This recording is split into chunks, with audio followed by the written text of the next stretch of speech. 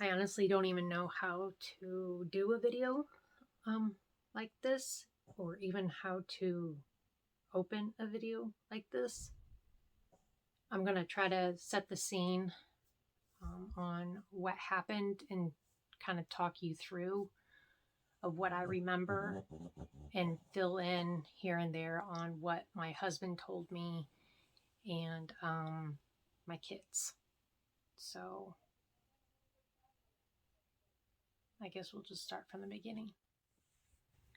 Okay, so I'm going to set the scene for you. I was in my bedroom and I was sitting right about there, and I had a bunch of my craft stuff laying on the bed because I was trying to organize a lot of my beads and everything that I use to make my bracelets along with my keychains. And I was in here for a few hours, and since I was on the bed and my French bulldog Josie can't jump up here because she's a little tank, I placed her right here on the bed. This is her blankie. She sleeps with, see, sorry, I've been having problems talking. She sleeps with us. Boy. And this is where she normally lays. Since I was in here for a few hours, I was getting hot, so I turned on the ceiling fan. So this is the fan. It did have a really thick glass dome, and I will go ahead and turn my fan on to show you what had happened. So again, I was in here for a few hours. I was getting hot. Once I turned on the fan shortly after, Josie was, either getting antsy, cold, or whatever. So again, she was right there.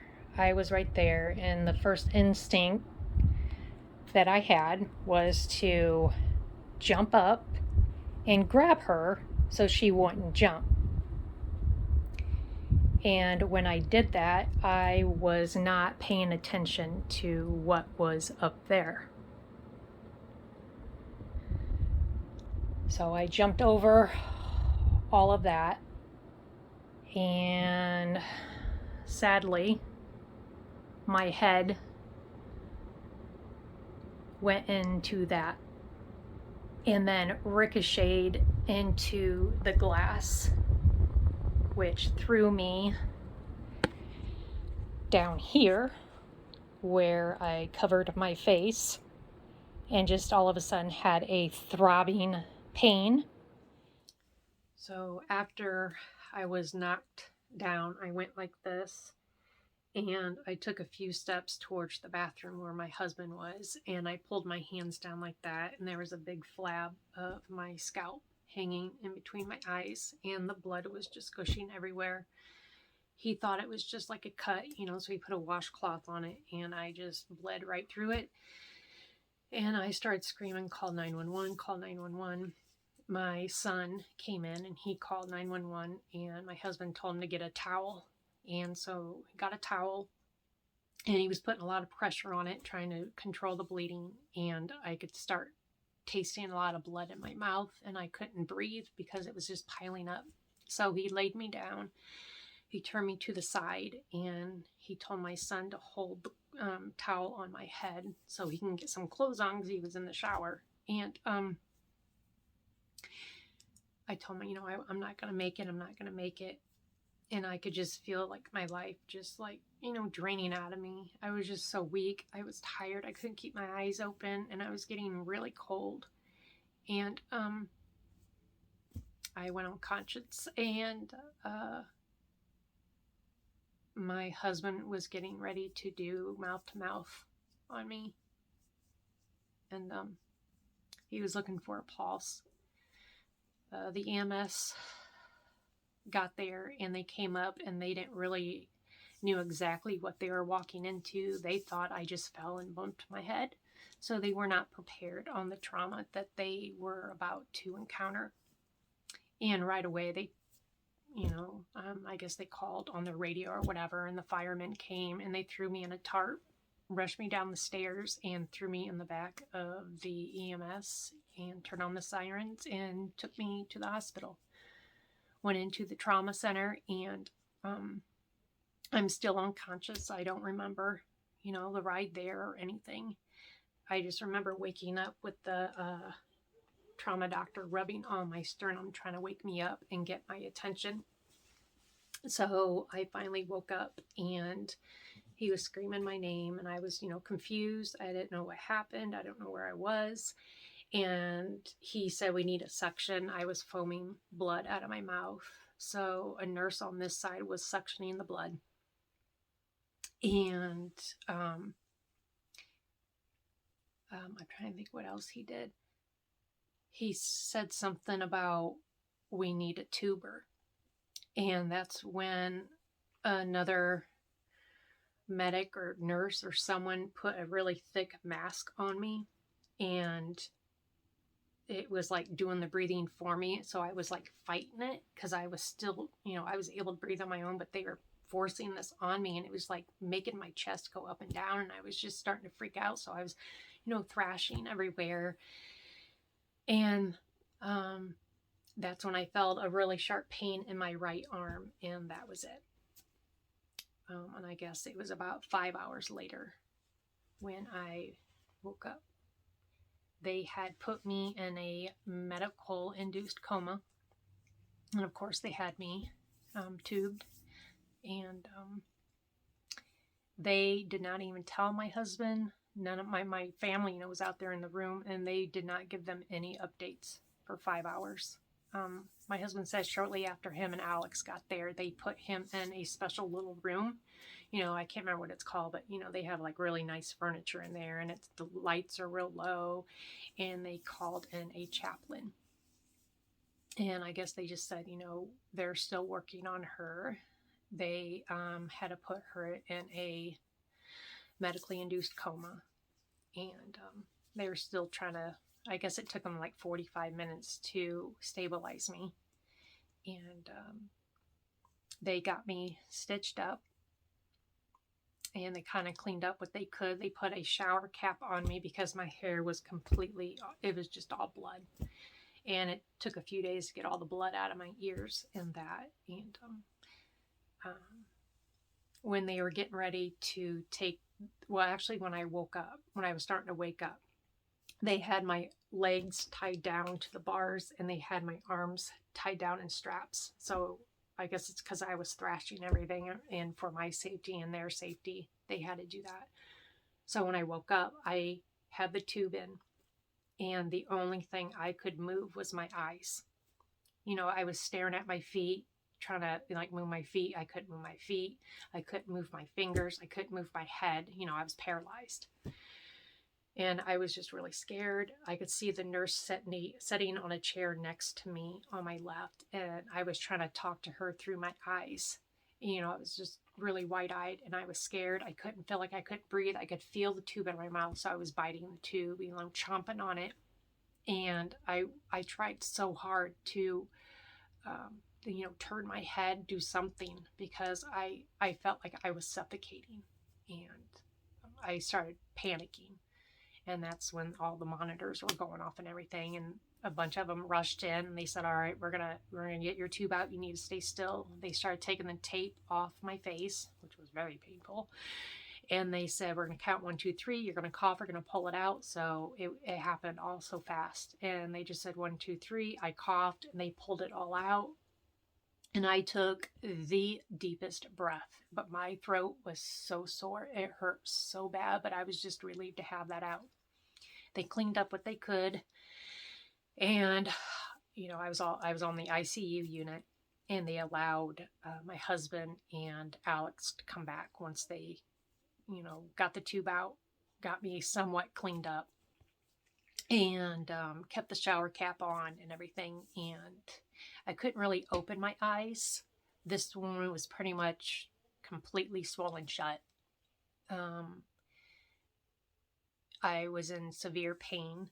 They couldn't give me anything at the time because they used so much medicine when I first arrived that, you know, they were afraid if they gave me any more, I would die. I don't know. But it was just mainly the head throbbing, the pain, and just the fear, I guess.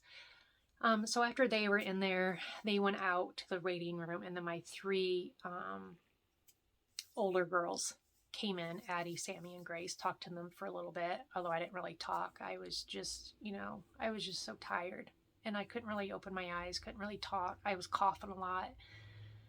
I didn't really have much of a voice for a few days. And then they went back out in the room, and then my daughter, Ava, and Matt came back, and I got to see them, and then they all left. And then my husband came back a couple hours later, and the nurse did try to wash my hair a little bit into a separate room just to try to get some of the blood out because I was shivering so bad and she didn't want me to get sick. So she did what she could. What else?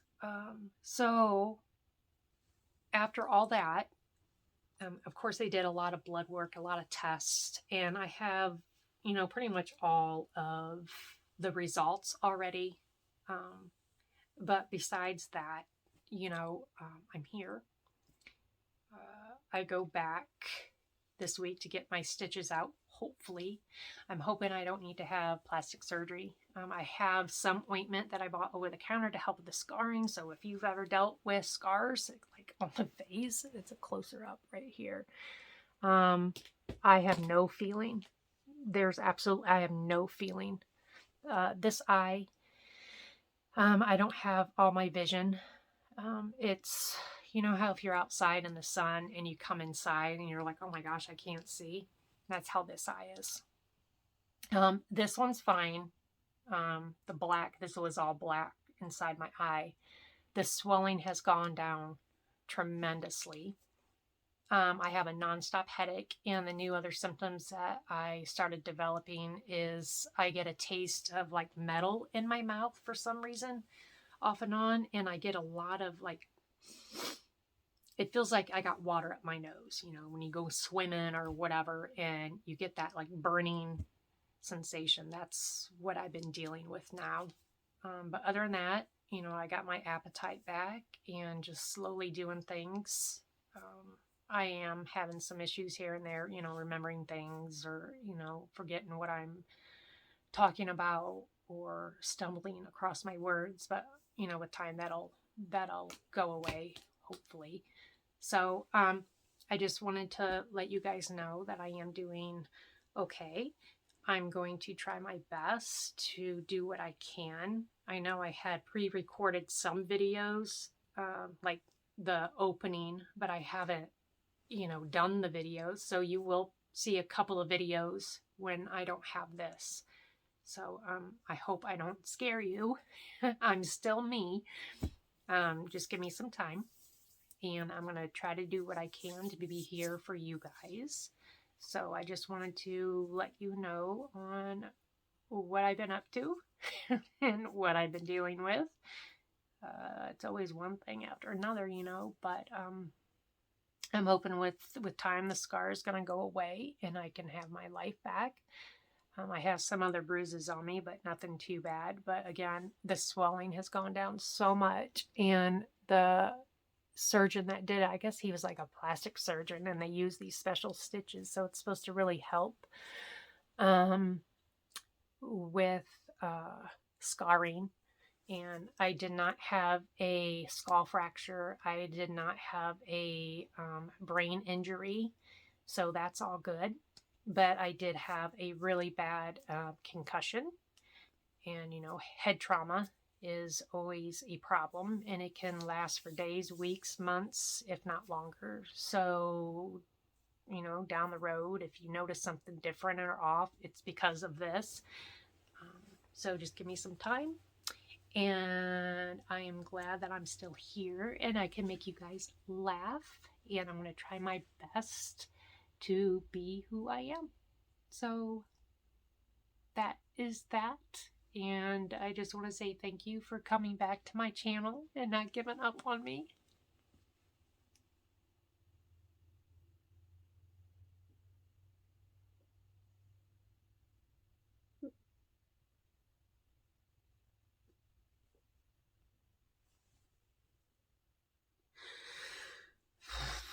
been an emotional roller coaster, that's for sure.